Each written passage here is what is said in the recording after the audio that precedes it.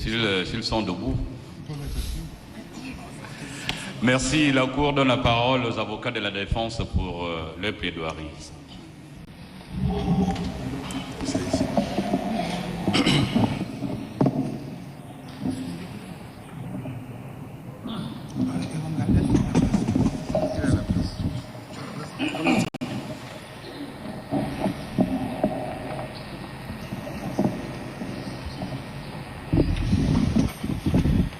Merci, Monsieur le Président. Monsieur le Président, après avoir suivi attentivement la partie civile dans ses exégèses juridiques, accompagnées des demandes formulées par l'État, ainsi que les réquisitions plus qu'exhaustives du représentant du ministère public, la parole revient enfin à la défense. Monsieur le Président, selon le ministère public que nous avons essayé de bien suivre, ce procès serait une autopsie nationale du fonctionnement du pays sur la période allant de 2019 à 2023. Monsieur le procureur général a pu relever également que les institutions du pays ont cessé d'être un rempart pour devenir des guichets automatiques de détournement de fonds publics. Monsieur le procureur a décrit également la Young Team, dont les figures de proue n'étaient rien d'autre que M. Ngoulou et M. Noureddine Bongo, comme un système dont le but était d'arracher ce qui appartient à l'État. Et pour justifier ces réquisitions implacables, Monsieur le procureur général a estimé que les faits reprochés aux accusés, en raison de leur gravité exceptionnelle, méritaient une condamnation exemplaire pour prévenir tout renouvellement. Monsieur le Président, Mesdames, Messieurs de la Cour, après la suspension d'audience de tout à l'heure, mes excellents confrères m'ont désigné comme étant l'avocat qui prendrait la parole en premier pour le compte de Madame Gisèle Yolande Mombo. Mais mes excellents confrères m'ont également confié deux autres missions. La première mission, qui n'est pas simple, consistait à rappeler à la Cour que nous gardons foi en la justice gabonaise, surtout que celle-ci se doit toujours de se déterminer par rapport aux faits uniquement, qu'elle doit confronter à la règle de droit et qu'elle ne saurait asseoir une condamnation en s'appuyant sur l'émotion, sur l'opinion publique, sur la morale, sur des déductions, sur la rumeur, sur l'indignation même véhémente de Monsieur le procureur général. La Cour est tenue d'asseoir sa décision sur des éléments de preuve concrets, discutés devant elle de manière contradictoire. C'est la raison pour laquelle, Monsieur le Président, Mesdames, Messieurs de la Cour, nous osons croire que tous les qualificatifs qui ont été retenus contre ce procès sont exagérés, notamment le procès de Nuremberg, ou le procès ou la justice des vainqueurs contre les vaincus, ou plus précisément, la justice des vainqueurs contre ceux qui ont été désignés comme étant des vaincus. D'autres commentateurs n'ont pas hésité à parler purement et simplement de vengeance judiciaire ou de voyeurisme sous le couvert du droit. Pour notre part, Monsieur le Président, Mesdames, Messieurs de la Cour, notre travail se limitera à vous démontrer, en plus des violations de droit et autres irrégularités de la procédure que nous avons déjà relevées, que les faits reprochés aux accusés, aussi sensationnels soient-ils, ne constitue pas toujours et nécessairement une violation de la règle de droit. Je vous disais, Monsieur le Président, que mes excellents confrères m'ont confié 2 missions. C'est donc la première mission que je viens de vous décliner. Mes excellents confrères m'ont également demandé de partager avec vous, Mesdames, Messieurs les membres de la Cour, cette réflexion qui vient de la pensée profonde d'un éminent confrère étranger, lequel a pu remarquer dans le procès pénal que, je le cite, « Les innocents se défendent souvent plus mal que les coupables. D'abord parce que les coupables ont une longueur d'avance. Ils connaissent la réalité des faits et dès lors sont potentiellement capables de la contourner ou de la dissimuler.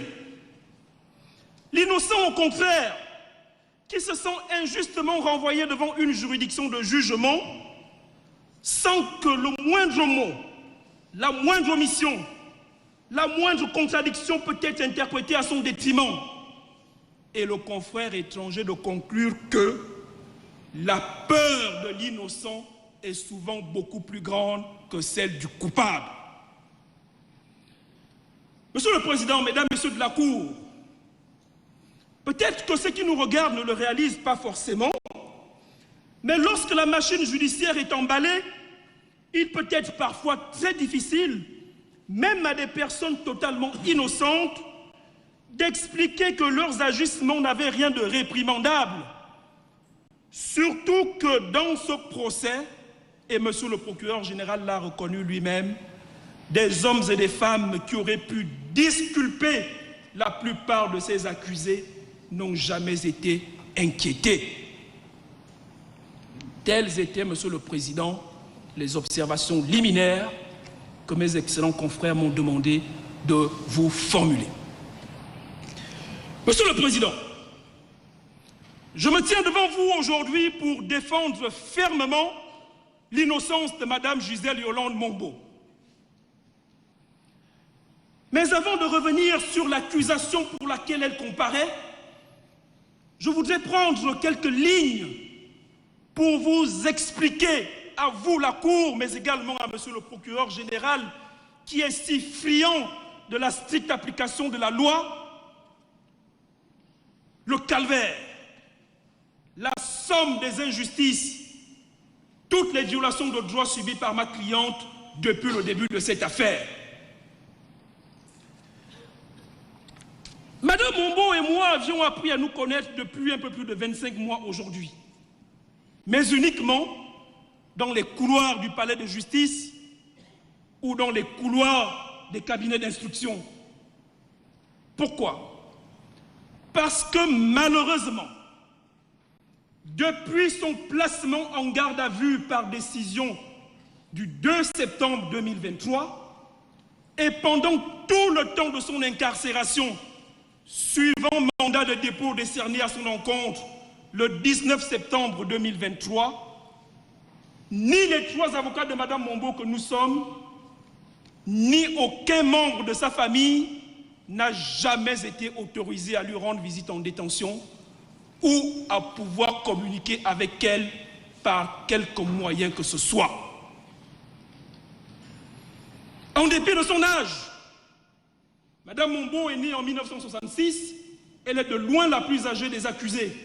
Elle a 59 ans aujourd'hui. En dépit de son âge et de sa condition de femme, toutes ces demandes de mise en liberté provisoire ont été systématiquement rejetées, aussi bien par le juge d'instruction que par la chambre d'accusation, généralement après les réquisitions de maintien en détention prises par Monsieur le procureur général. Monsieur le Président, cette situation, Madame Mongbo l'a toujours vécue avec une grande tristesse et une profonde amertume, surtout lorsqu'elle apprenait que d'autres accusés, beaucoup plus jeunes, ayant des nationalités multiples, ayant fait partie du premier cercle politique, familial et décisionnel de l'ancien chef de l'État, ayant été présentés à la télévision publique avec d'énormes sommes d'argent, même si, mes excellents confrères vous le diront tout à l'heure, la nature et l'origine de ces sommes continuent d'interroger tout le monde en dehors de monsieur le procureur général. Madame Mombo a toujours été triste et amère lorsqu'elle apprenait que ces autres accusés avaient pu être admis au bénéfice de l'élargissement et même pour certains autorisés à sortir du territoire national. Pourtant, en ce qui la concerne, Madame Mombo est une femme gabonaise ordinaire, mère de 4 enfants, grand-mère de nombreux petits-enfants. Madame Mombo n'a jamais été condamnée par la justice de son pays. Madame Mombo n'a jamais milité dans aucune formation politique. Madame Mombo n'a jamais rencontré l'ancien président de la République lui-même, ni son fils ou son épouse. Et surtout, Madame Mombo, aucune somme d'argent n'a jamais été retrouvée à son domicile, en dépit de la perquisition qui s'y est déroulée. Et je pourrais ajouter que Madame Mombo n'a pas fait ses études au Canada, ni au Royaume-Uni, et qu'elle n'a pas la chance d'avoir un passeport diplomatique. Monsieur le Président, Mesdames et Messieurs de la Cour, si vous vous interrogez pour comprendre comment cette femme dont personne au Gabon n'avait jamais entendu parler jusqu'au jour de son interpellation, comment cette femme a-t-elle fait pour se retrouver à comparaître devant vous aujourd'hui? Sachez que la réponse se trouve tout simplement devant vous. Madame Mombo a été arrêtée, détenue et poursuivie uniquement seulement parce qu'elle a un lien de famille étroit avec M. Yann Ngoulou. C'est cela son crime. Et tout ce qui lui est reproché, ou tout ce qui a pu lui être reproché, se rapporte à la personne de Yann Ngoulou. Et je voudrais saisir cette tribune pour dénoncer publiquement que durant ce procès qui est connu comme étant celui des Bongo et de leurs anciens collaborateurs, procès qui passionne autant les Gabonais, procès qui justifie d'ailleurs que votre salle d'audience soit aussi inhabituellement rempli, il y a une intruse dans cette affaire. L'intruse, c'est Madame Mombo qui n'a jamais compris ce qu'elle faisait ici. Et Madame Mombo de me confier que si la justice de son pays a quelque chose à lui reprocher, pourquoi son destin judiciaire devait-il être associé à celui des Bongo et de leurs anciens collaborateurs? Quoi qu'il en soit, Monsieur le Président, au lendemain des événements post-électoraux du mois d'août 2023, M. Yann Ngoulou ayant été interpellé et accusé à lui seul d'être responsable des 30 années de déclin de notre pays, il était commode pour les enquêteurs de s'intéresser aux personnes qui lui étaient proches ou qu'il avait contribué à promouvoir. Il faut bien admettre que M. Yann Ngoulou est si radioactif que tous ceux qui se sont exposés à ces radiations ont mérité une attention particulière. C'est dans ces conditions que dans la nuit noire du 2 septembre 2023, Madame Mombo a été à son tour violemment interpellée à son domicile en présence des membres de sa famille. Interpellation suivie d'une perquisition complète de son logement, laquelle perquisition a elle-même abouti à la saisie d'un certain nombre de biens et documents, notamment un véhicule d'occasion de marque Santa Fe, ancien modèle évidemment, des ordinateurs portables appartenant à ses petits-enfants, des téléphones portables, des effets personnels, ainsi qu'un acte notarié portant acquisition d'un bien immobilier. Monsieur le Président, Mesdames, Messieurs de la Cour, je préfère en toute transparence vous indiquer que nous n'avons aucune idée de l'endroit où se trouve l'ensemble des biens que je viens de lister.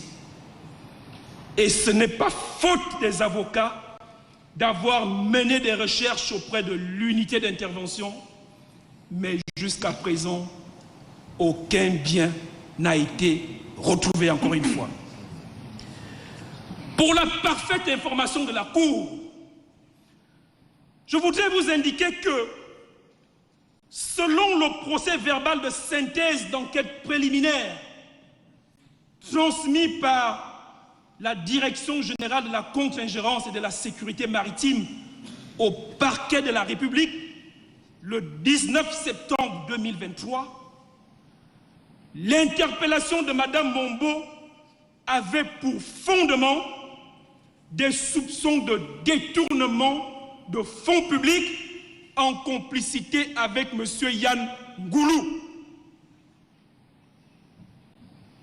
Or, après 17 jours d'une garde à vue totalement humiliante, déshumanisante, contraignante, aucune once d'irrégularité n'ayant été révélée de la gestion ô combien vertueuse et rigoureuse des ressources financières de l'hôtel de ville de Libreville, les autorités judiciaires, plutôt que d'abandonner purement et simplement les poursuites, se sont résolus à inculper Mme Mombo pour des faits présumés de blanchiment de capitaux et association de malfaiteurs. Au total, l'enquête policière ayant totalement mis hors de cause la gestion financière des ressources de l'hôtel de ville de Libreville, l'information préparatoire devant le magistrat instructeur ayant déclaré non établie à son encontre l'infraction d'association de malfaiteurs, c'est donc uniquement et uniquement seulement pour répondre de la prévention de blanchiment de capitaux que Mme Mombo a été mise en accusation et renvoyée devant cette cour pour être jugée. Monsieur le Président, Mesdames, Messieurs de la Cour, tout à l'heure nous avons suivi les réquisitions plus qu'exhaustives de Monsieur le Procureur général. En ce qui concerne Mme Mombo, Monsieur le Procureur général a requis son acquittement.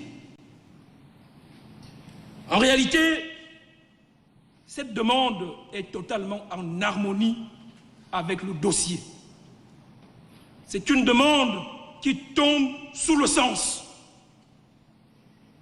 Et une fois n'est pas coutume, je voudrais saluer la lucidité rétrospective de Monsieur le Procureur général, 25 mois plus tard, quant à l'appréciation de ce dossier.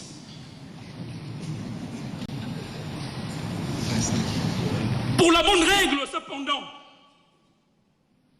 Mme Mombo a été renvoyée devant cette cour pour répondre de l'infraction qualifiée de blanchiment de capitaux, tel que ce délit se comporte dans ses éléments constitutifs et répressifs à l'article 380 et suivant de notre code pénal.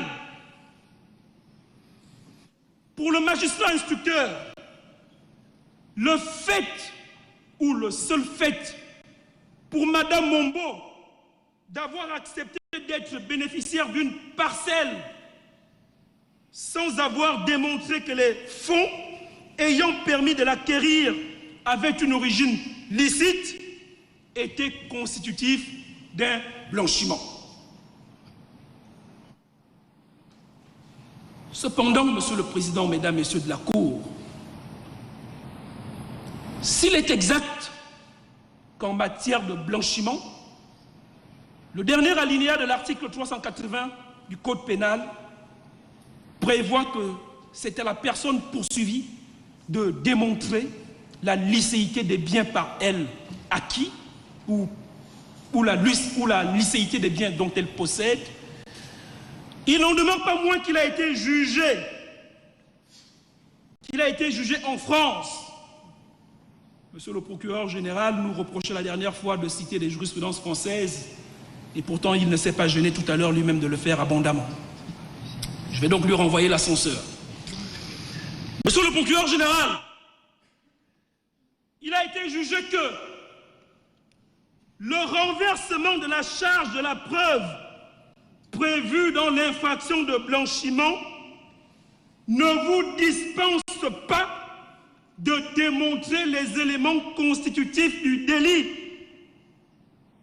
et n'implique certainement pas une présomption de constitution automatique de l'infraction dès lors seulement que certaines conditions matérielles sont réunies.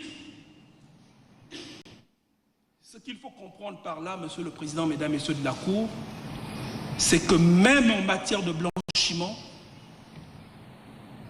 l'accusation doit toujours faire la démonstration que l'infraction est constituée en ces trois éléments, à savoir l'élément légal, l'élément matériel, ainsi que l'élément intentionnel. Or, Monsieur le Président, Mesdames et Messieurs de la Cour, cela n'a pas été fait par le magistrat instructeur. Parce que si ce travail avait été effectué, jamais nous ne serions devant vous. La réalité, Monsieur le Président, la réalité est toute simple. La réalité est que Madame Mombo n'avait aucune connaissance, ni conscience, ni soupçon, ni doute du caractère éventuellement délictueux ou criminel des fonds ayant permis d'acquérir la parcelle qui lui a été offerte. D'ailleurs, de quelle manière Madame Mombo aurait-elle pu soupçonner ou douter d'une opération illégale, puisqu'au moment de l'opération, sa fille était l'épouse légitime du directeur de cabinet du coordonnateur général des affaires présidentielles et qu'elle avait un train de vie très élevé,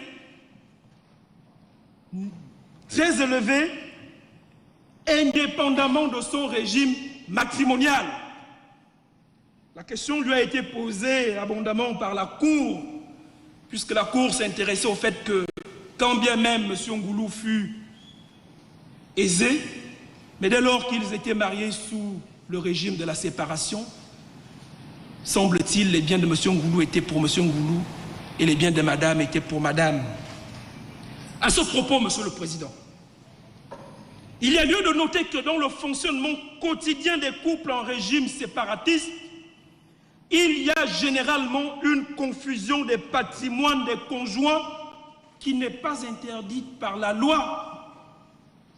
Il n'est même pas interdit aux couples sous régime séparatiste d'ouvrir un compte joint, comme dans le régime communautaire, toute chose qui permet à l'un ou l'autre des époux de disposer librement des fonds qui s'y trouvent sans avoir besoin de demander l'autorisation de l'autre.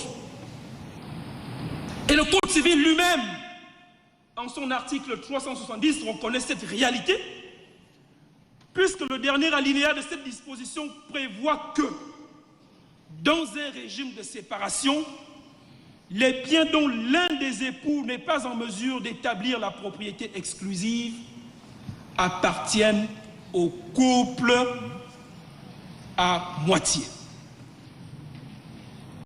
En somme, et pour terminer, Monsieur le Président, Mesdames, Messieurs de la Cour, il n'existe aucune preuve du caractère illicite des sommes qui ont permis d'acquérir le bien, et si illicéité il y a, il n'existe aucun élément, aucun début d'élément susceptible d'établir que Mme Mombo aurait pu en avoir la conscience du caractère délictuel ou criminel.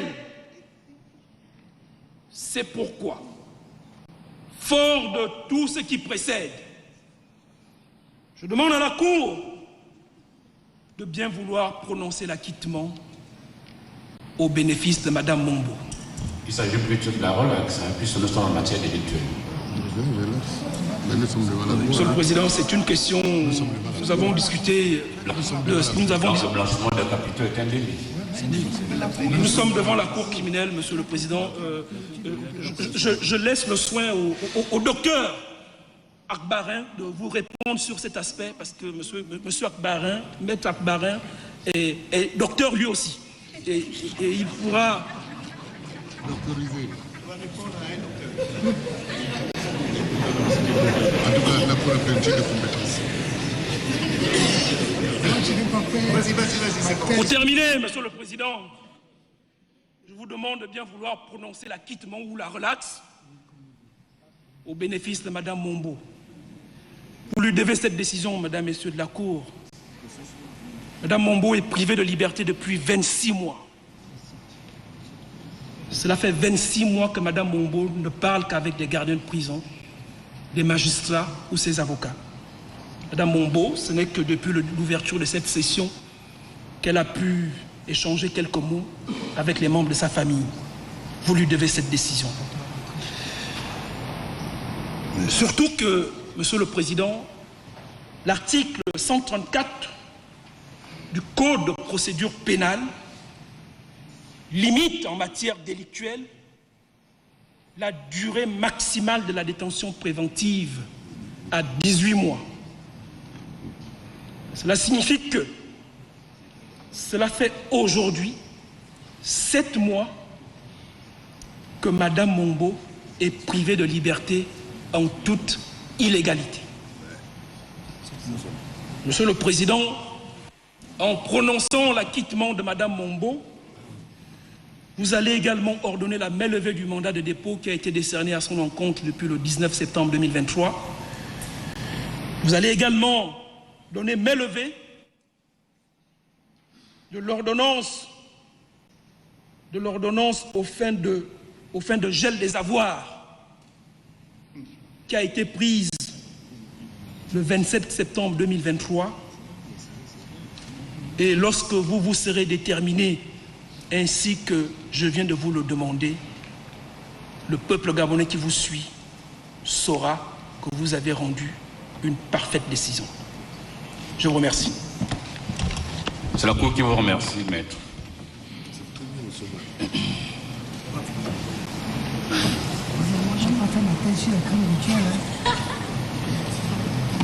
Le docteur, le président docteur, le docteur. Merci, Monsieur le Président. J'ai la lourde charge de prendre la suite de mon excellent confrère qui a ô combien expliqué aussi bien de manière technique que pratique l'irrégularité de la détention de Mme Gisèle Mombo. Monsieur le Président, ce jour, je voudrais vous parler de dignité, Monsieur le Président. Je voudrais vous parler, Monsieur le Président, d'une vie brisée. Et pour cela, quoi de mieux que de citer Albert Camus qui disait « Si l'homme échoue à concilier la justice et la liberté, alors il échoue à tout. » Monsieur le Président, ne pouvons n'en doute pas aujourd'hui raisonnablement dire que la justice a failli. Ne pouvons-nous pas dire aujourd'hui qu'elle a échoué, Monsieur le Président? Monsieur le Président, pourquoi je vous parlais de dignité? Pourquoi je vous parlais de vie brisée? Dignité parce que Madame Gisèle Mombo, outre les 17 jours qu'elle a eu à passer en garde à vue, Monsieur le Président, l'a été dans des conditions inhumaines, isolée, seule, dans une pièce noire, en dormant à même le sol. La démonstration vous a été faite qu'en réalité, il n'y a rien, mais vraiment rien, qui puisse être retenu contre elle. Pouvez-vous imaginer le sentiment et les émotions qui ont pu être les siennes? La terreur qui l'a animée. Monsieur le Président, je pensais, il y a encore quelque temps, que chez nous les Bantous, nous respections quand même l'âge et surtout nous respections les mères, Monsieur le Président, les mères. Mais son calvaire ne s'arrête pas là, Monsieur le Président. Arrivée à la prison centrale, Monsieur le Président, elle a été mise à l'isolement pendant 21 jours. 21 jours, Monsieur le Président. Et ce que beaucoup ne savent pas, c'est que ces déjections, pour dire en français plus simple, courant pour certains, ces besoins, elle devait les faire sur place et ensuite les transporter dans la cour devant toutes les autres détenues pour les déverser à l'extérieur. Comble de l'humiliation. Comble de l'humiliation. Aujourd'hui, 26 mois après, 26 mois passés, sans avoir pu consulter ses avocats, sans avoir pu voir sa famille, nous nous posons la question, est-ce que lorsque nous sommes en détention, fût-il à la prison centrale, le but est de nous pousser vers la dépression? Sommes-nous interdits d'interaction sociale? Et au sortir de cela, Monsieur le Président, au sortir de cela, en étant convaincu, et je suis intimement convaincu, et vous le serez tout aussi tout à l'heure, Monsieur le Président, après la démonstration qui sera également faite par mon confrère Maître Meillet, que Madame Gisèle Mambo est tout à fait innocente. Fort de cela, qui va lui rendre les années perdues? Qui va rendre les années passées loin de sa famille? Les enfants loin de leur mère, les petits-enfants loin de leur grand-mère, Monsieur le Président. J'ai entendu la partie civile, il y a 2 jours, s'en remettre à votre sagesse, s'en remettre à la sagesse de la Cour. J'ai été surpris. Je ne dirais pas agréablement, mais j'ai été surpris. Surpris parce que, Monsieur le Président, c'est un aveu de culpabilité. L'État gabonais reconnaît donc implicitement que Madame Mambo n'avait rien à faire en détention. Alors, quel était son seul tort? Comme l'a dit mon confrère, c'était sa proximité avec Monsieur Yann Ghislain Ngoulo. Mais en vérité, parlant de procédure, elle est comparée devant vous, Monsieur le Président, pour blanchiment de capitaux. Délit prévu et puni par l'article 380 de notre Code pénal. 380. Monsieur le Président, en réalité, comme l'a si bien dit mon confrère, le blanchiment de capitaux ne pouvait pas servir, ne pouvait pas suffire et se justifier. Pourquoi donc est-elle en prison? Madame Gisèle Mambo est en prison parce qu'elle a dit la vérité. Parce que lorsqu'elle a été interrogée, elle a déclaré en toute honnêteté l'intégrité et la totalité de ses biens. Et ce qui a choqué, et ce qui a permis de faire en sorte qu'on essaye de la retenir dans les liens de la prévention, c'est parce qu'elle a eu le malheur de dire qu'elle a sa fille qui lui aurait offert un terrain d'une valeur de 50 millions de francs CFA. Imaginons, lors de l'interrogatoire, Madame Mambo disant « J'ai obtenu un terrain de ma fille d'une valeur de 1,5 million ». Aurait-elle été présentée devant vous aujourd'hui? De plus, Monsieur le Président, pour l'élément constitutif de l'infraction, l'élément matériel, est-ce qu'à ce jour, dans le dossier que vous avez,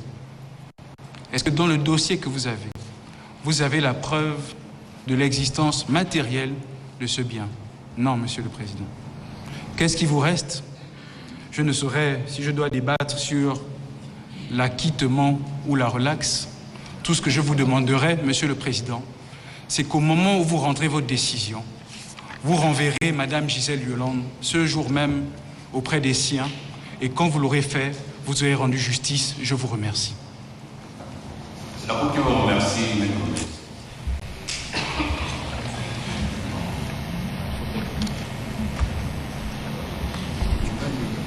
Monsieur le Président, Mesdames, Messieurs de la Cour, Mesdames, Messieurs les jurés, c'est une charge difficile, mais c'est un honneur aussi. C'est un honneur parce que je prends la parole à côté de mon maître, ici, Maître Erang,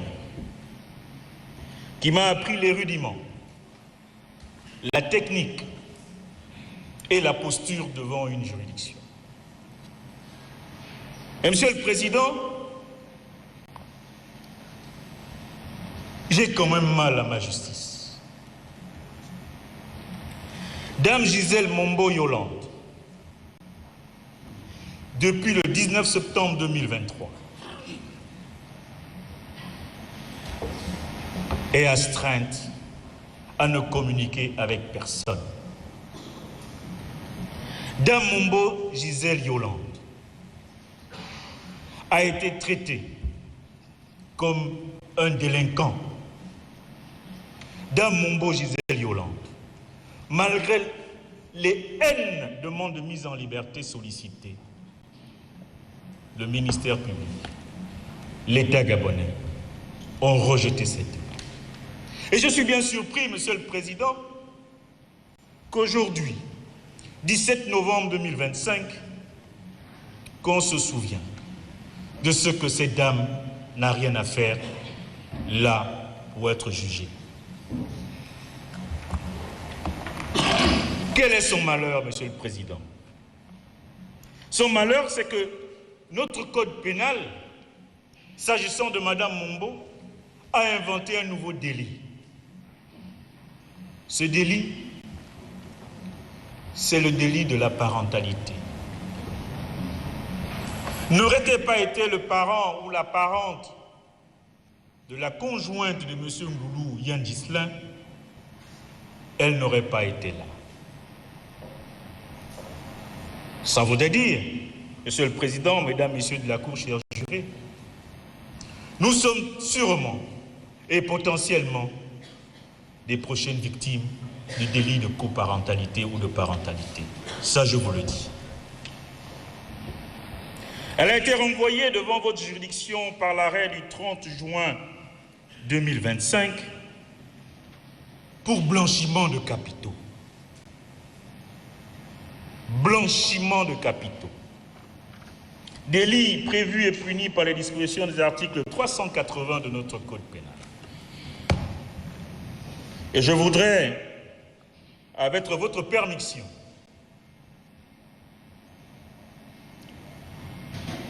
vous faire morceau choisi. Le blanchiment des capitaux est le fait de faciliter par tout moyen la justification mensongère de l'origine des biens ou des revenus de l'auteur d'un crime ou d'un délit ayant procuré à celui-ci un profit direct ou indirect. Monsieur le Président, Mesdames, Messieurs de la Cour, justification mensongère, arrêtons-nous sur cela. Est-ce que Madame Yolande Mombo a menti lorsqu'elle a été saisie le 19 septembre 2023 de l'origine du terrain situé en Ngonji? A-t-elle menti? La question c'est non. Elle a dit, c'est un bien qui m'a été offert par ma fille et que ce bien a une valeur de 50 millions. Est-ce que quand on fait l'analyse de cette disposition, Monsieur le Président, Mesdames, Messieurs de la Cour, chers jurés, a-t-elle menti ou a-t-elle dit la vérité? Est-ce que dire la vérité devient un délit dans ce pays? Si c'est le cas, alors chapeau. Parce qu'elle a passé 25 mois, pour ne pas dire 26 mois en détention, pour avoir dit la vérité. Elle n'a pas menti. Elle a donné l'origine de ce bien. Et cette origine n'était pas mensongère. C'était une déclaration véridique. Et ce bien, Monsieur le Président, a été consigné sur un acte authentique. Un acte authentique, pour ceux qui ne savent pas, c'est dressé par un officier ministériel.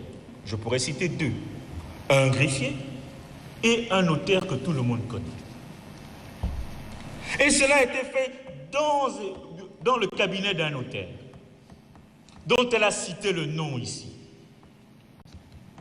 Et que même en enquête préliminaire et même devant le juge instructeur, elle l'a répété à l'envi, malgré toutes les formules et les périphrases qu'ont pu entourer son interrogatoire. Pourquoi l'avoir gardé 26 mois? Est-ce que M. Yon Goulou est si radioactif que cela? Est-ce qu'en matière pénale, Monsieur le Président, Mesdames, Messieurs de la Cour, la responsabilité n'est-elle pas individuelle, elle est personnelle? Jusqu'à preuve du contraire. C'est le principe. Responsabilité individuelle et personnelle. Il n'y a pas de raccourci en droit pénal. L'auteur de l'acte assume les conséquences de son acte. A-t-elle commis un acte délictuel? Que nenni. Alors, pourquoi l'avoir gardé si longtemps? Aujourd'hui, Monsieur le Président, Mesdames, Messieurs de la Cour, chers jurés, vous rentrerez naturellement en délibération. Mais vous poserez la question au tréfonds de vous, en estimant, est-ce qu'il y a-t-il justice? Est-ce que je représente la justice? Parce qu'on dit, elle est rendue au nom du peuple gabonais. Mais j'ai entendu, pour me rappeler, un président de la République de ce pays qui disait ceci, qu'il préférait l'injustice au désordre, parce qu'il pouvait réparer l'injustice et non le désordre. Mais vous, justice, vous avez le droit et vous avez l'obligation, non seulement par la loi, une obligation légale, mais aussi par la société d'assurer l'équilibre. Madame Mombo Yolande a été victime d'une injustice. Comment vous allez pouvoir réparer cette injustice? Vous ordonnerez naturellement la levée du mandat de dépôt. Vous rendrez votre décision exécutoire pour la restitution de ces biens confisqués. Parce que j'en suis convaincu. Monsieur le Président, Mesdames, Messieurs de la Cour, chers jurés, vous réhabiliterez cette dame aux yeux de l'opinion? Vous en êtes sûr? Voyez-vous, Madame Mombo aujourd'hui est comme une feuille de papier A4. Vous prenez cette feuille de papier A4, vous la froissez, et puis vous vous rendez compte que vous en avez besoin. Vous prenez un fer à repasser, vous passez dessus pour la remettre en forme, mais vous n'enlèverez jamais les stigmates. Jamais. Parce que cette feuille sera toujours froissée. Et elle, Madame Mombo, c'est pour ça que je dis j'ai mal à notre justice. Parce qu'elle sera toujours froissée. Aux yeux de l'opinion et de sa famille, de sa parentèle. On dira, mais Ma Yolande était en prison. Hein. Ça va se susurrer. Mais vous, justice, vous ne serez plus là. Vous aurez tué Madame Mombo Yolande. Vous l'aurez tuée. Pas physiquement. Parce que la plus grande mort et la mort la plus atroce, c'est la mort sociale et psychologique. Et pendant 26 mois, vous l'avez été. Vous avez été les bourreaux de Madame Mombo Yolande. Libérer Madame Mombo Yolande, c'est un fait, c'est un droit qu'elle mérite. Mais a-t-elle commis une faute? Non. Pourrez-vous la réparer? J'en doute fort. Monsieur le Président, Mesdames, Messieurs de la Cour, chers jurés,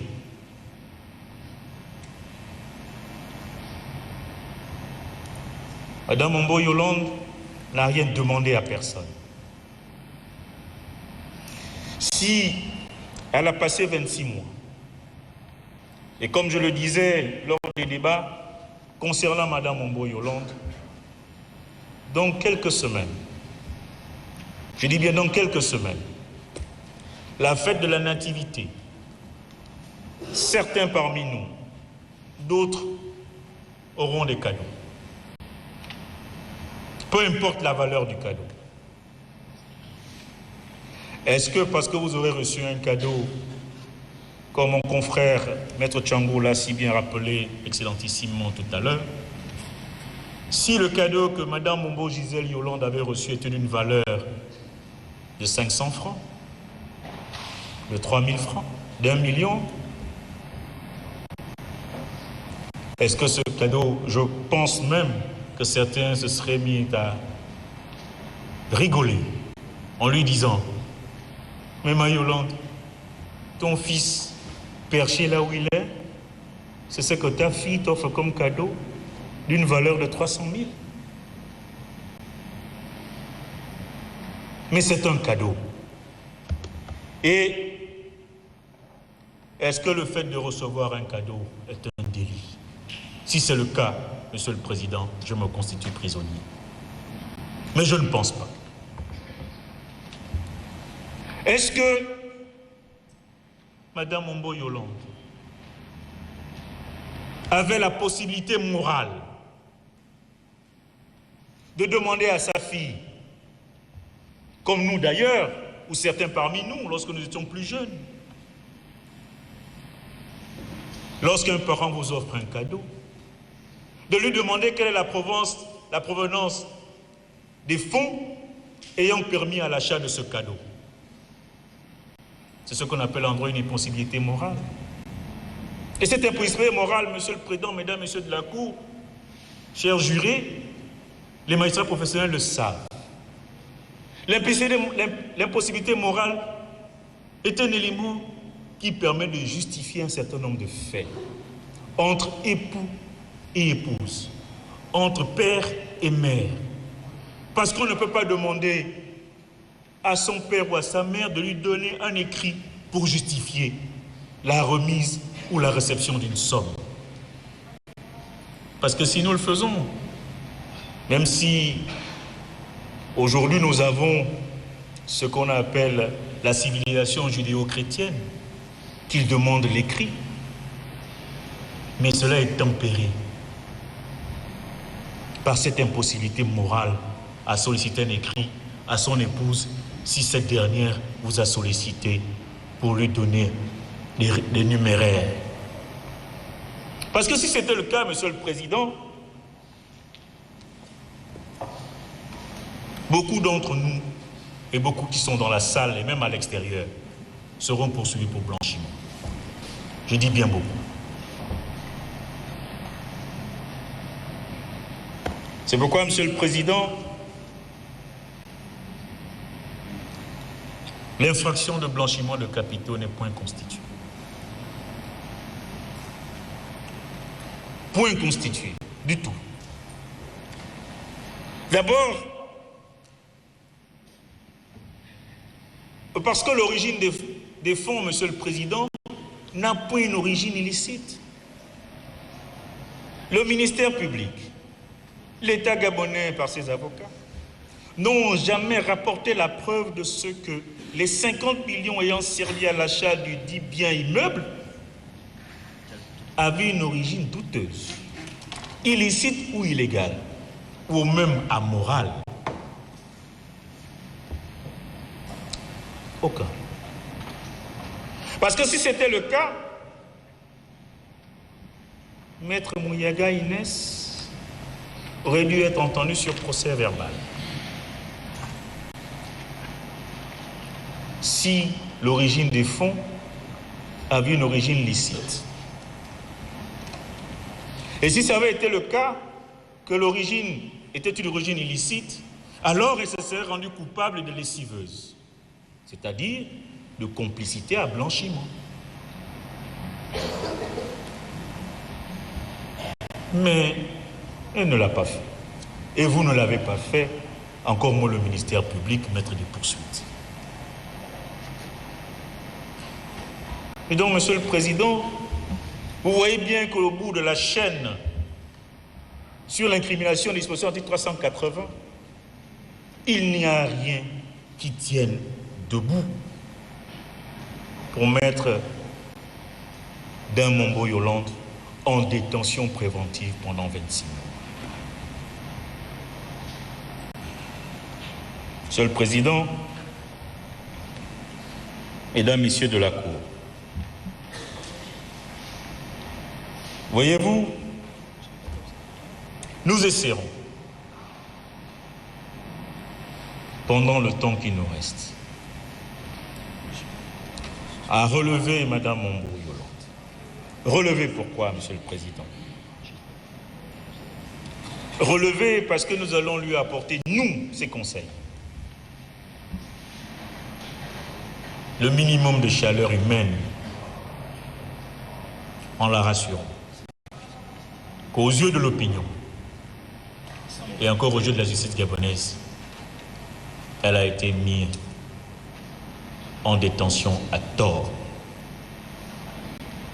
Mais aux yeux de la société, Monsieur le Président, c'est une autre paire de manches.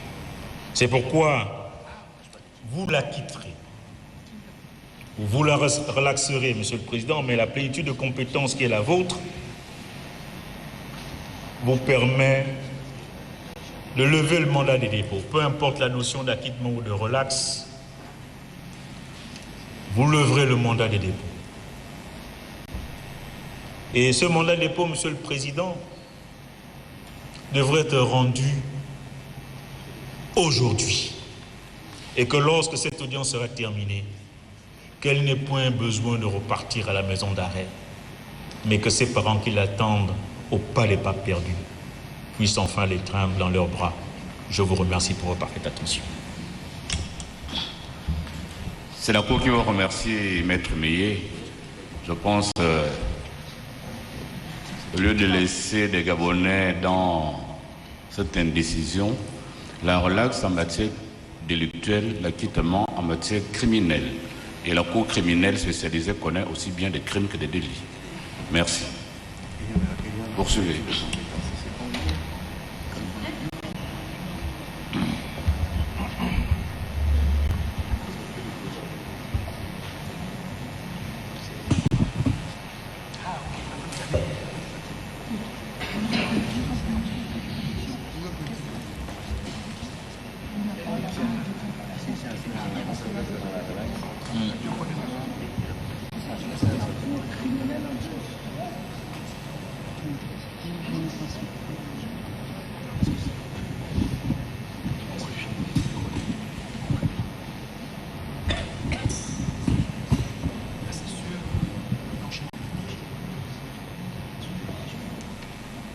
Monsieur le Président,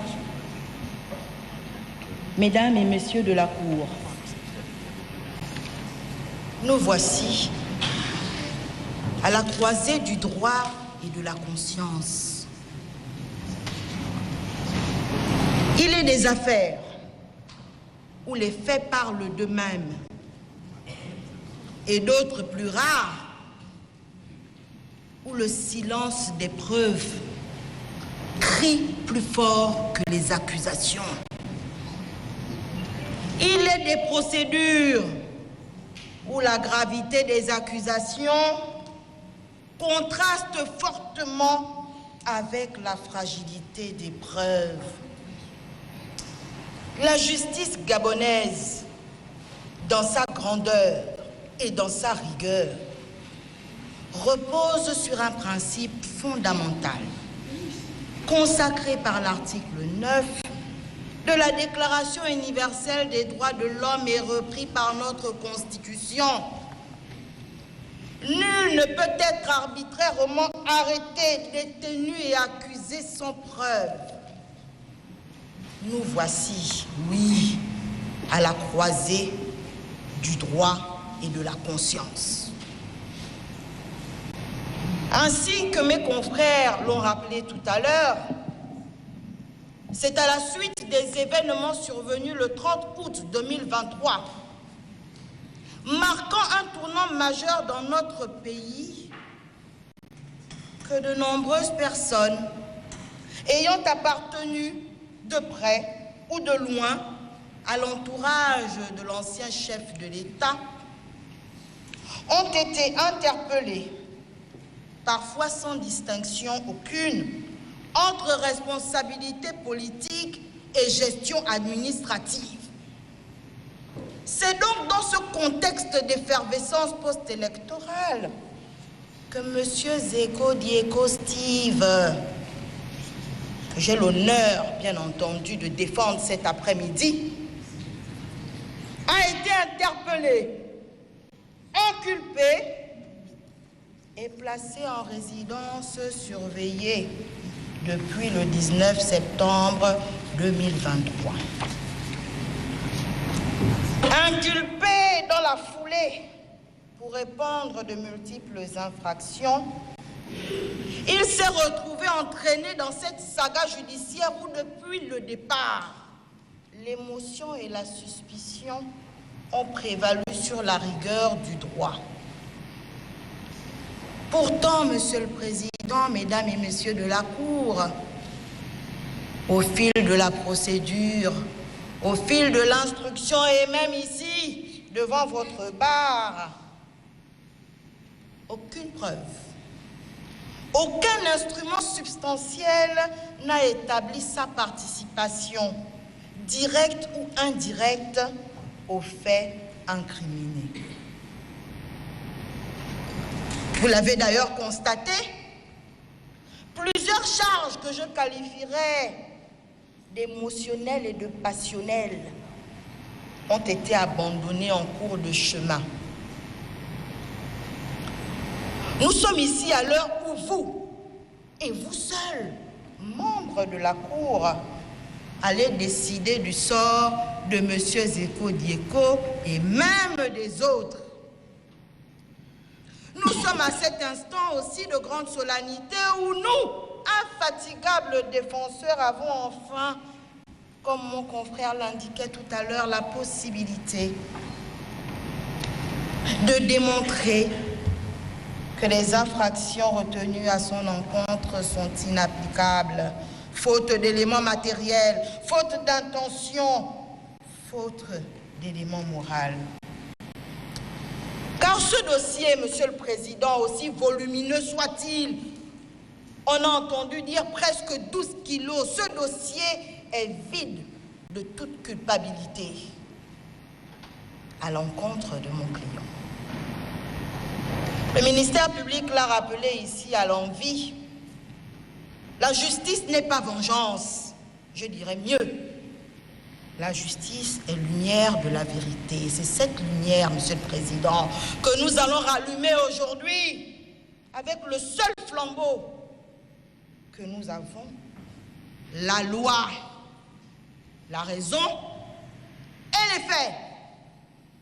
Monsieur Zeko Dieko, il est utile de le rappeler, a été renvoyé devant la Cour ce jour pour répondre uniquement du délit de blanchiment de capitaux alors qu'il avait été égrené à son encontre plusieurs infractions, notamment le détournement de fonds publics, la corruption active, l'association de malfaiteurs, des infractions dont l'accusation, bien entendu, a fini par se rendre compte de leur inexistence pour lui rendre un non-lieu.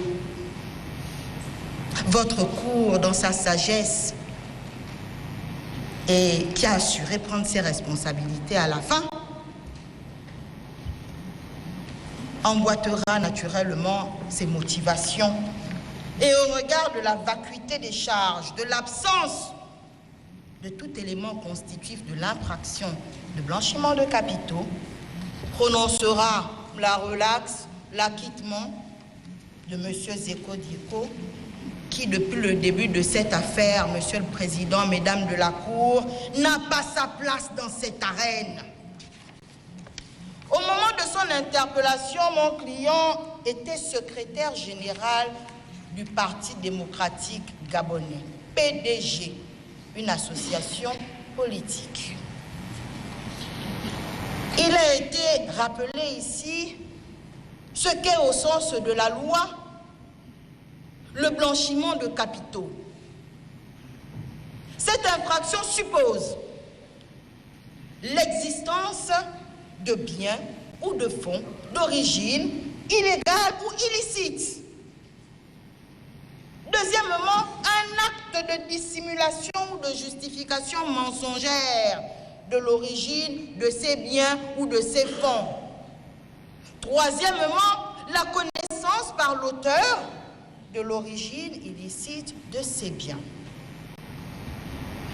Au cours de l'enquête, au cours de la procédure tout entière, la vie de M. Zeko Dieko a été passée au peigne fin, notamment son parcours professionnel. Et de cela, il a plus aisément été démontré qu'il n'a rien à prouver sur l'excellence de ce parcours. Il a été démontré que, avant le 30 août 2025, avant même le PDG, mon client justifiait de plusieurs acquis obtenus en toute légalité, mais surtout en toute dignité. Aucun bien suspect, aucun flux financier illégal n'a été identifié dans son patrimoine. Le ministère public a confessé ici que parmi tous, c'est bien celui qui, avec des éléments à non plus finir, a prouvé, a démontré que l'ensemble de ces biens ne découlait nullement de fonds issus de manœuvres illégales dont il aurait en plus dissimulé l'origine. La démonstration du blanchiment de capitaux n'a jamais été faite.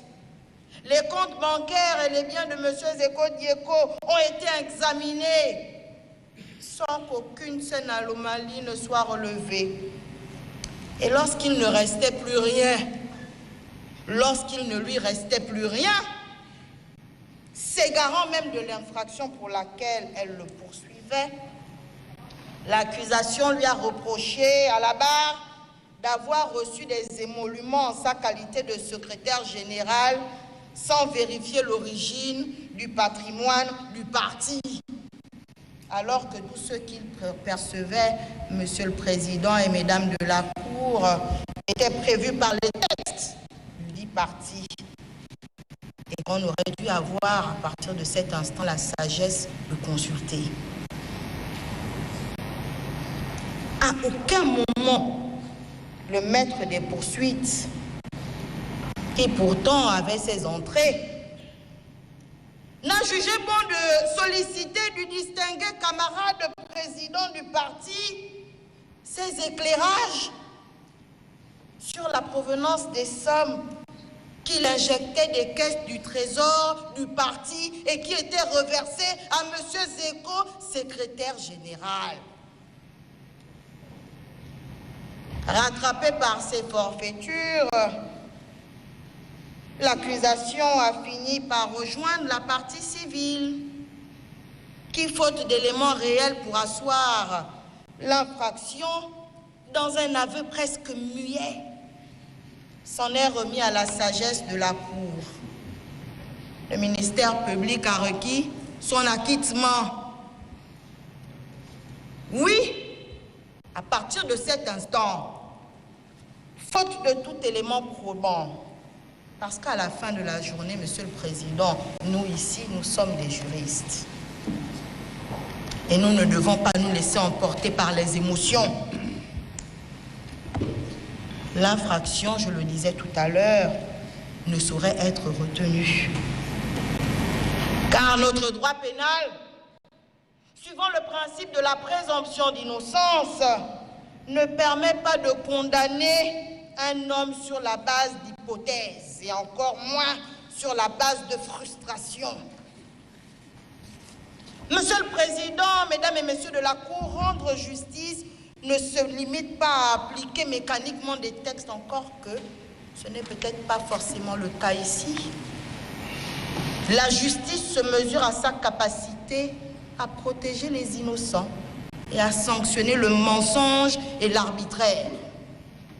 En conséquence de cela, la Cour, il vous appartient, non par faveur, mais par devoir, de mettre fin à cette injustice, de constater l'innocence de M. Zeko Dieko, de le relaxer de ce chef d'inculpation, de lui rendre enfin la plénitude de sa liberté et de son honneur, de lever la mesure de résidence surveillée qu'il subit depuis 25 mois, d'ordonner la main levée du gel de ses avoirs qui nous a privés, nous, de nos honoraires.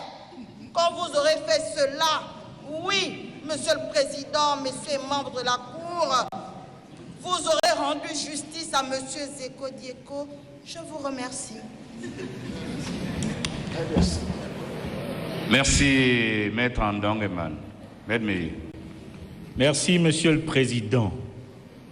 Monsieur le Président, Mesdames, Messieurs de la Cour,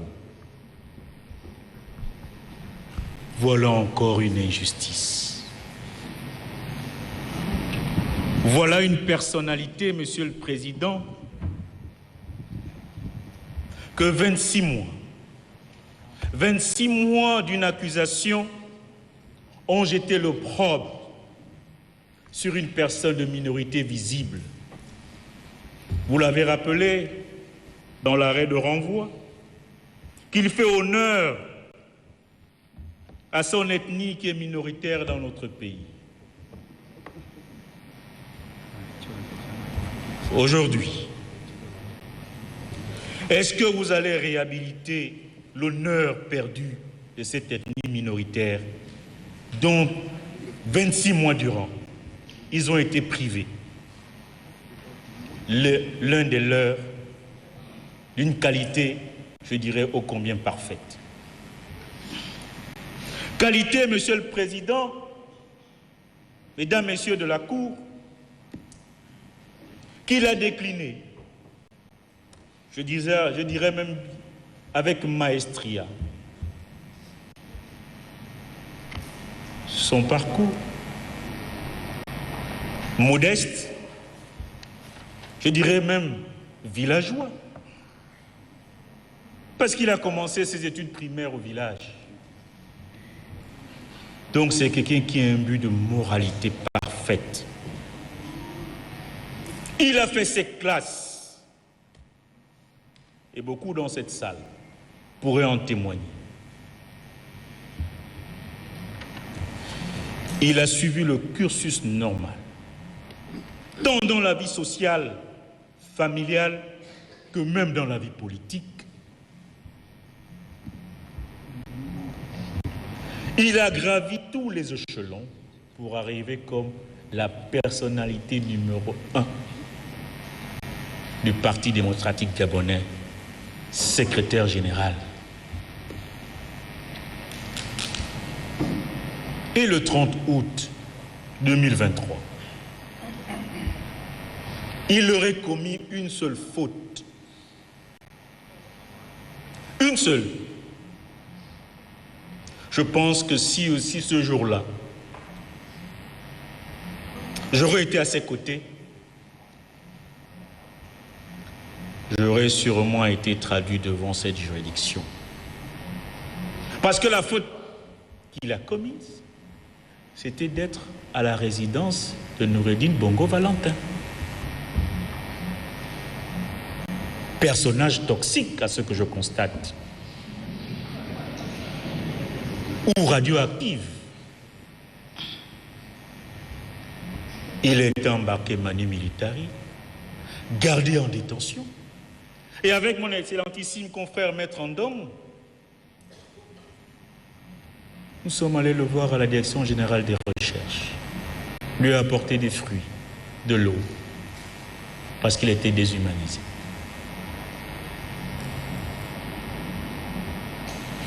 Mais Monsieur le Président, nous l'avons répété, ressassé. je pourrais même dire, nous avons crié haut et fort devant le juge d'instruction pour lui faire comprendre que Sieur Nzego Dieko ne peut point être retenu dans les liens d'une quelconque prévention.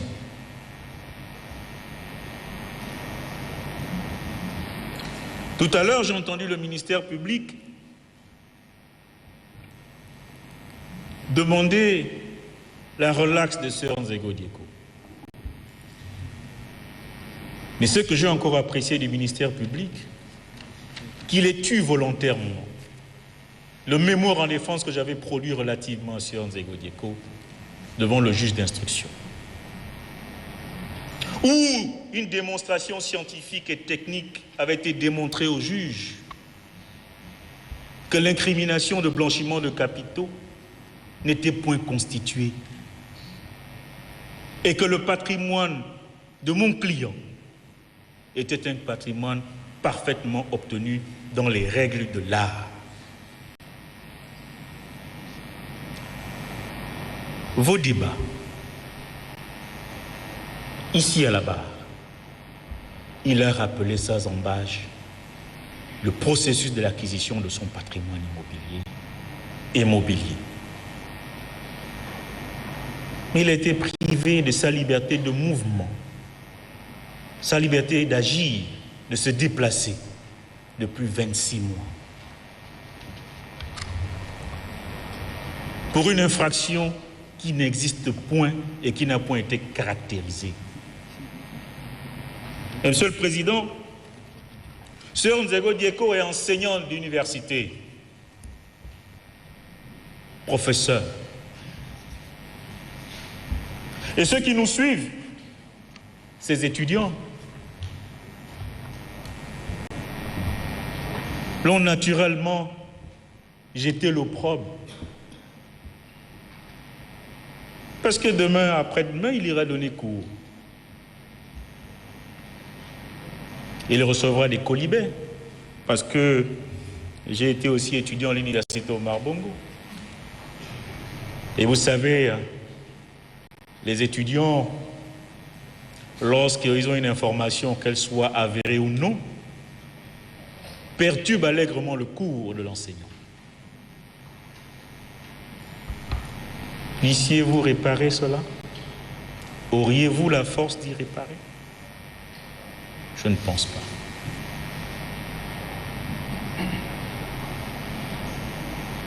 Si l'acquittement qui a été sollicité par le ministère public et que nous nous réitérons, qui est de droit, ce n'est pas une faveur de la justice. Dura lex, sed lex. Parce que souvent, quand les gens prennent cette maxime latine, la prennent seulement dans le sens de punir. Mais cette maxime latine renvoie en ce que lorsque la loi a failli, le juge doit réhabiliter la personne qui a été injustement mise sous les fers. Vous l'acquitterez, Monsieur le Président, Mesdames, Messieurs de la Cour. Il bénéficiera de l'acquittement. Ces fonds ont été gelés. J'espère pour nous, parce que le ministère public, par son bras séculier d'officier de police judiciaire et sur les réquisitions à personnes qualifiées, plusieurs comptes de nos clients, s'ils ont été gelés, mais aujourd'hui répondent au débit zéro. Et donc nous espérons que lorsque votre décision sera rendue, elle sera assortie naturellement de la levée de gel de ces avoirs bancaires. Gel de ces avoirs bancaires, Monsieur le Président, parce que, vous savez, M. Nzego Dieko est quelqu'un de particulier. Il avait un compte joint avec son épouse, ce qui démontre la transparence. Et que chaque fois que nous avons demandé le gel de compte de M. Nzego Dieko pour les besoins domestiques, alors qu'il y a une jurisprudence abondante qui précise que lorsque c'est un compte joint, la levée de fonds ou le gel peut être ordonné pour moitié afin d'assurer la continuité domestique des frais. Ah. Mais rien. C'est une injustice. Et donc, Monsieur le Président, Mesdames, Messieurs de la Cour, chers jurés, vous allez prononcer l'acquittement. Vous allez ordonner la levée pleine et entière du gel des avoirs bancaires de Sœur Nzego Dieko. Mais encore et surtout, Monsieur le Président, pour la moralité des débats,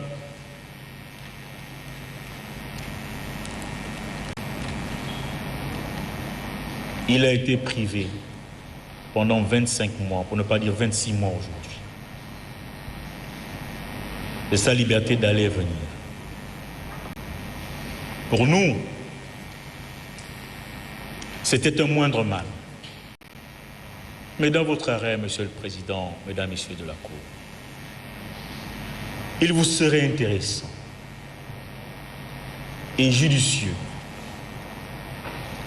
de créer un choc en déterminant qu'est-ce qu'on appelle la résidence surveillée. Parce que, en faisant le tour de notre dispositif répressif et législatif et de notre politique pénale, c'est une disposition qui n'existe point. Ce qui met en mal les dispositions des articles 1 et 2, si je ne m'abuse, de notre code pénal, qui naturellement prévoit que doit être exercé ce qui est défini par la loi. Je serais curieux que vous consacriez un attendu qui fera date dans ce sens. Quand vous l'aurez fait, Monsieur le Président, Mesdames, Messieurs de la Cour, je vous remercie pour votre parfaite attention. C'est la Cour qui vous remercie, Maître, et préciser que la Cour se prononcera sur la relaxe ou non.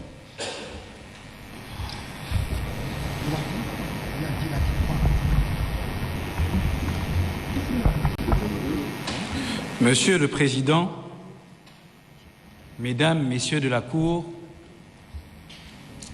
Bouranjami est là. Vous l'aurez compris, je prends la parole à la suite de mes excellents confrères pour assurer la défense de M. Cyriaque Bouranjami, qui comparaît devant vous pour répandre des infractions de corruption active, association de malfaiteurs et de blanchiment de capitaux. Monsieur le Président, concernant la corruption active, le parquet général a clairement énoncé ici qu'il était poursuivi pour complicité parce que, à la base, il n'était pas présent au moment des lieux, sur les lieux au moment des faits. Faisons un petit rappel, Monsieur le Président. Faisons un petit rappel. Comment est-ce que M. Cyriaque Bouranjami se retrouve à la résidence de M. Noureddine Bongo Valentin? Il a reçu un coup de fil de M. Yann Goulou, l'invitant sur demande de M. Noureddine à venir suivre les délibérations des élections présidentielles. Monsieur le Président, M. Cyriaque Bouranjami est poursuivi pour corruption, complicité de corruption. Mais Monsieur le Président, la question que je me suis posée, à laquelle je n'ai eu de cesse de chercher une réponse, était celle de savoir la corruption en question reprochée à M. Bouranjami aurait-elle pu tenir s'il était arrivé 10 minutes plus tard? 10 minutes plus tard, Monsieur le Président. Et 10 minutes peuvent faire changer la vie d'une personne. Il est venu 10 minutes trop tôt, Monsieur le Président. Toutefois, Monsieur le Président, vous conviendrez avec moi qu'il n'y a point de crime ou de délit sans intention de le commettre. Pourquoi est-ce que je dis cela? Parce que M. Mbouranjami n'a eu de cesse de répéter qu'à aucun moment il n'a eu l'intention, comme cela a été évoqué, d'aller déposer de quelconque somme d'argent au CGE ou à M. Oyabi, qui, malheureusement, ne comparaît pas devant votre cour aujourd'hui.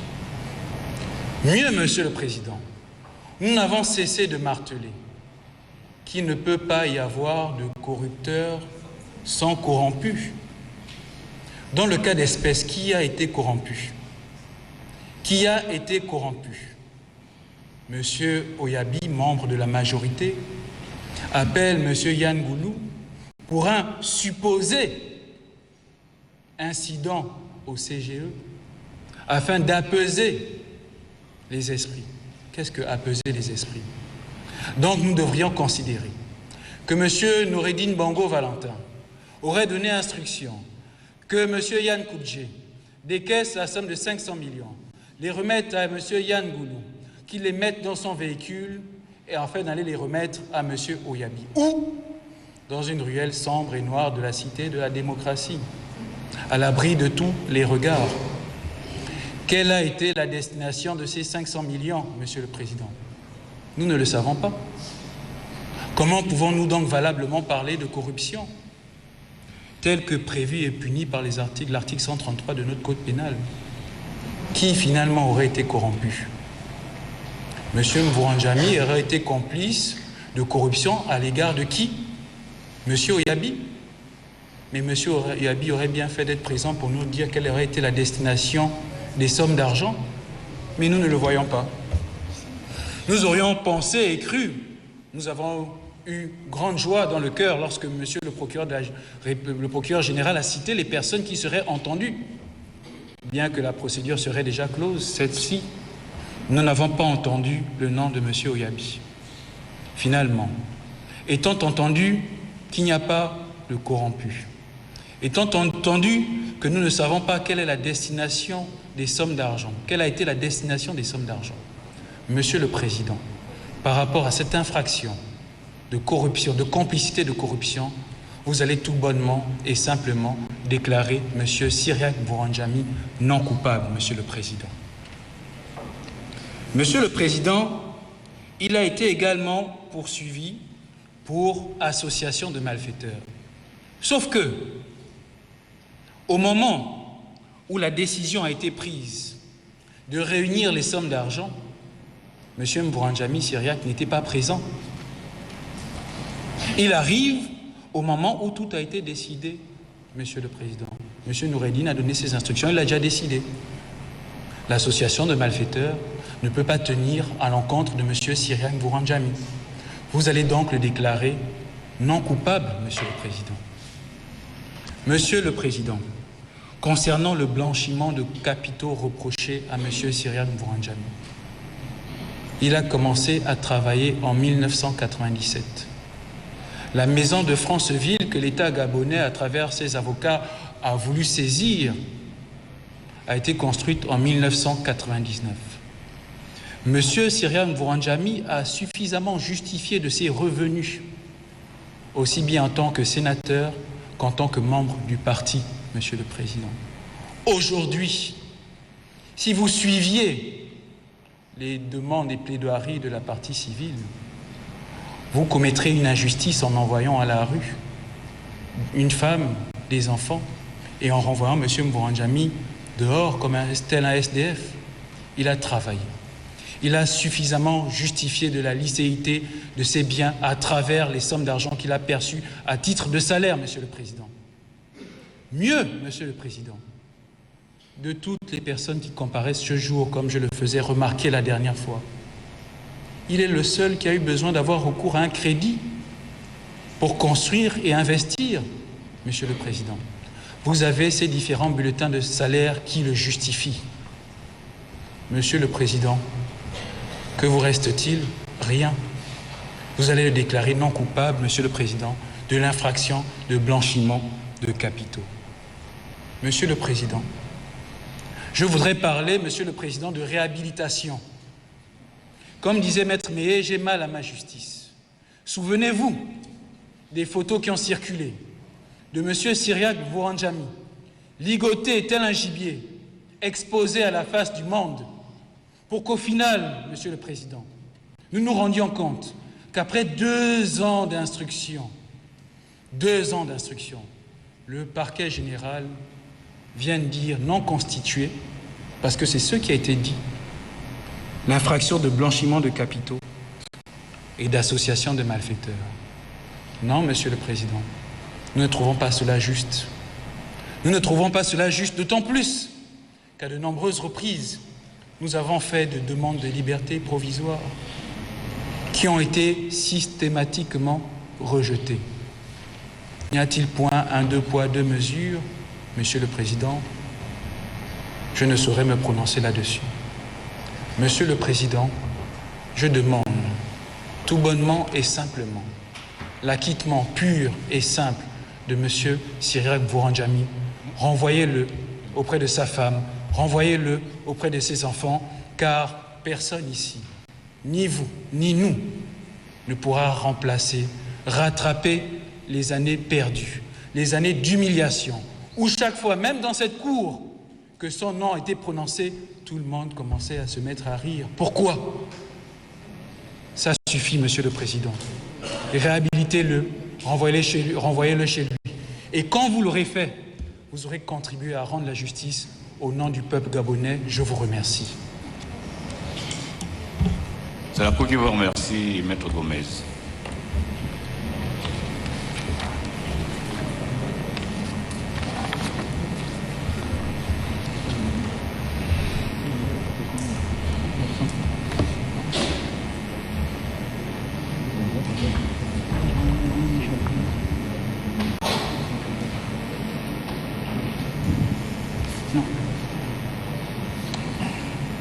Vouranjami. Ah, Vouranjami. Monsieur le Président, messieurs et mesdames de la Cour, il est des moments où la justice, malheureusement, se heurte rudement à l'émotion publique plutôt qu'au droit. Entre la rumeur et la preuve, entre le soupçon et la certitude. Aujourd'hui, c'est le destin de cet homme qui se joue devant vous. Un homme que rien, absolument rien, ne lie matériellement au crime qu'on lui reproche. Depuis plus de 2 ans, M.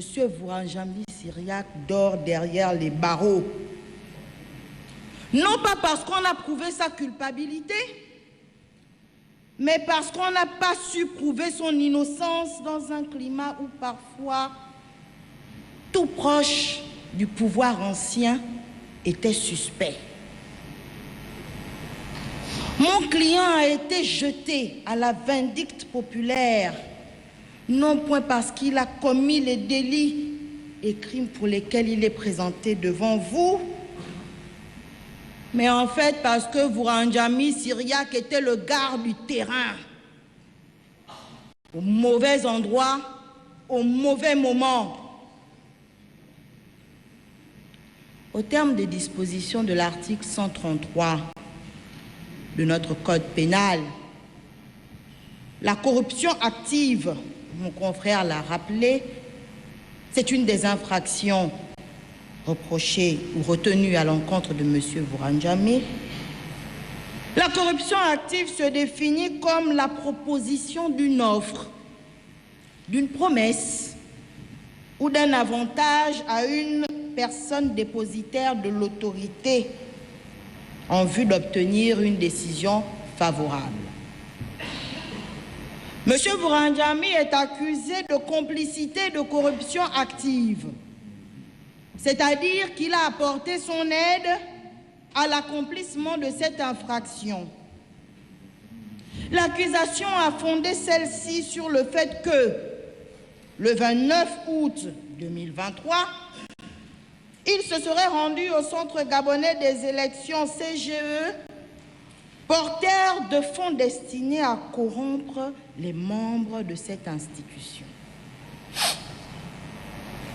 Le ministère public, dans une démonstration qui en réalité n'a convaincu personne, s'est obstiné à affirmer que la somme de 500 millions qui nous a été dévoilée ici, apportée par M. Yann Goulou, était pour les membres du CGE. Mais à quelle fin?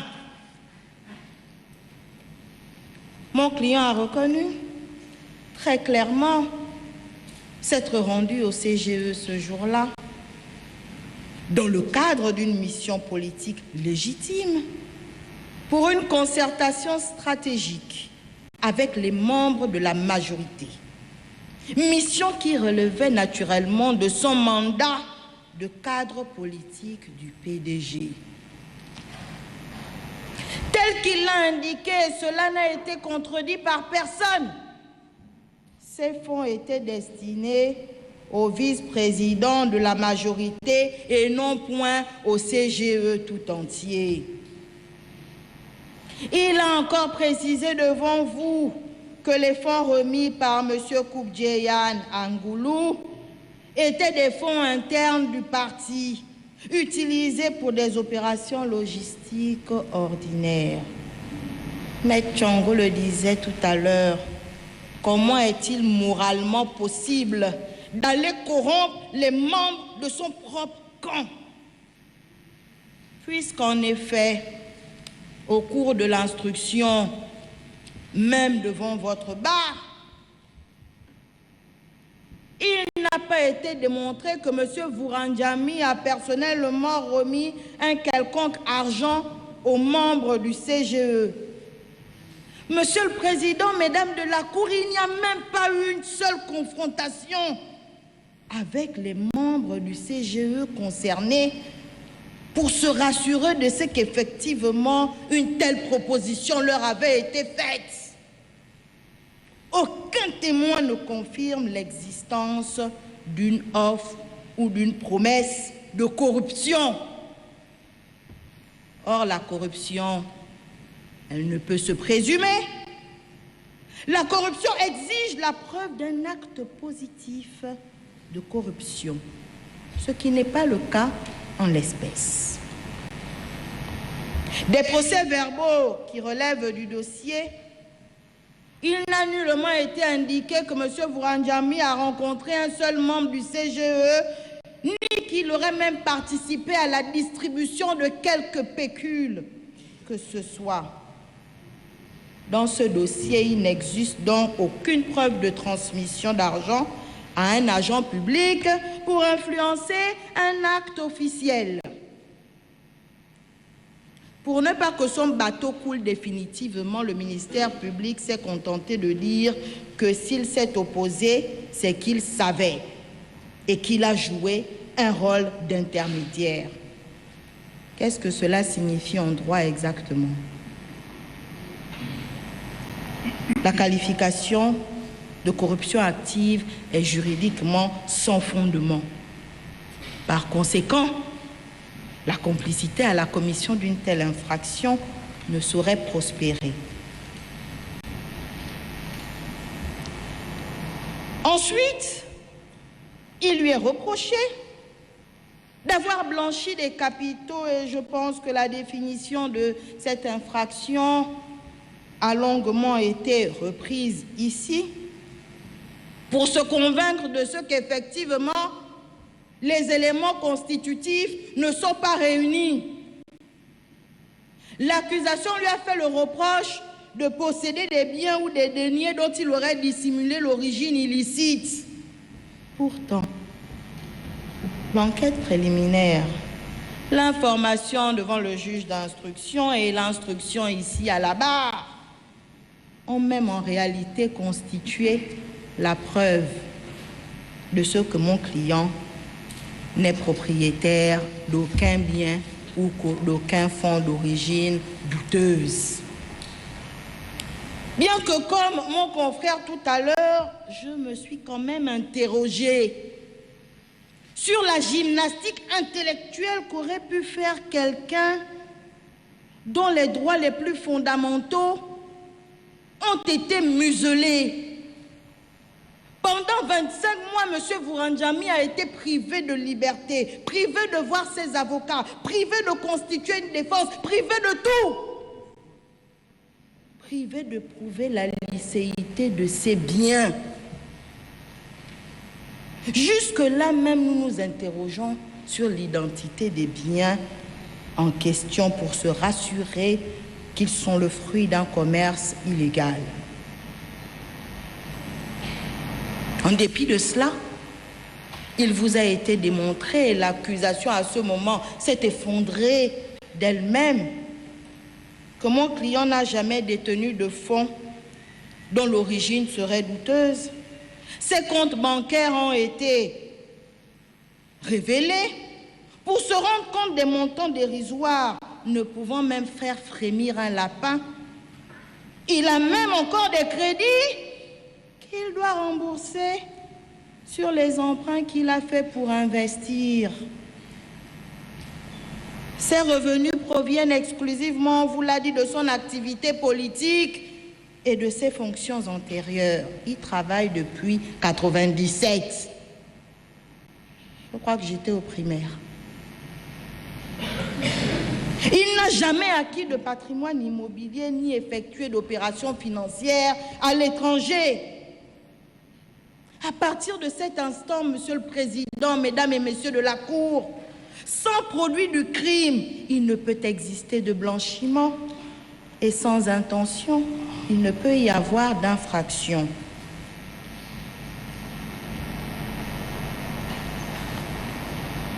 La simple suspicion politique ou contextuelle ne saurait remplacer la preuve judiciaire. Le ministère public, l'accusation, a fini par nous donner raison.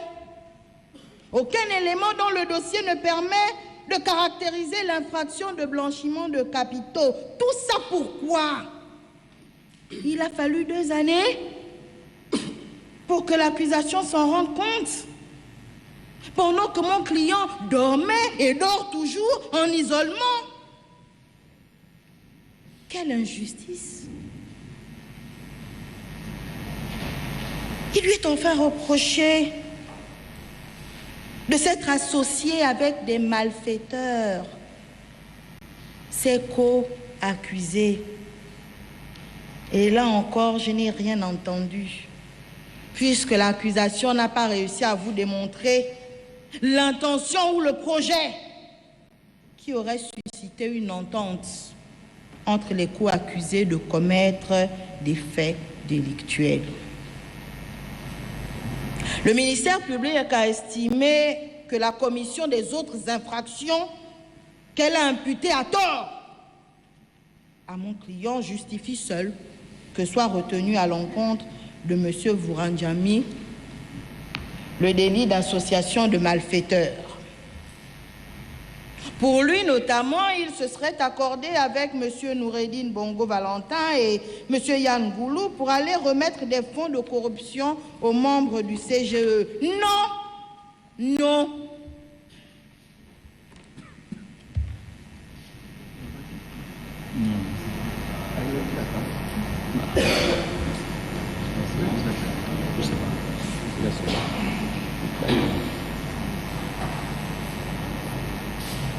Veuillez poursuivre, s'il vous plaît. Monsieur le Président, je vous remercie.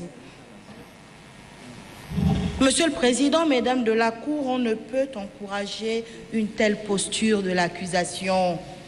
On ne peut se contenter d'un argument aussi peu digeste. Si l'on s'en tenait à ce raisonnement, il manque plusieurs pièces au puzzle. Les pièces, ou du moins les personnes, qu'on a dit à la défense qu'elle aurait dû aller chercher. Celui qui apporte les fonds, celui qui reçoit les fonds, celui qui bénéficie des fonds. Le seul lien entre M. Vouranjambi et les co-accusés ici présents, et même ceux absents, c'est l'appartenance à un parti politique, le PDG, ce qui relève naturellement du pluralisme démocratique garanti par la Constitution et non d'une organisation criminelle. Aucune réunion, aucun acte préparatoire, aucun plan concerté n'a été identifié, aucune confrontation n'a été réalisée, aucune communication n'a été interceptée pour établir une quelconque entente. L'accusation dans ce dossier repose sur une simple association de personnes et non sur une association de malfaiteurs. La différence est fondamentale en droit pénal. Nous sommes devant la Cour, pas sous un arbre à palabres. Monsieur le Président, Mesdames et Messieurs de la Cour, je vais faire mienne ou miens les commentaires des Gabonais sur les réseaux sociaux qui ont enfin tout compris. Cyriaque Vouranjambi n'a rien à faire en prison, libérez-le! Je vous remercie. Merci, Maître Andang Eman. Maître Meillet, s'il vous plaît. C'est toujours pour le même client.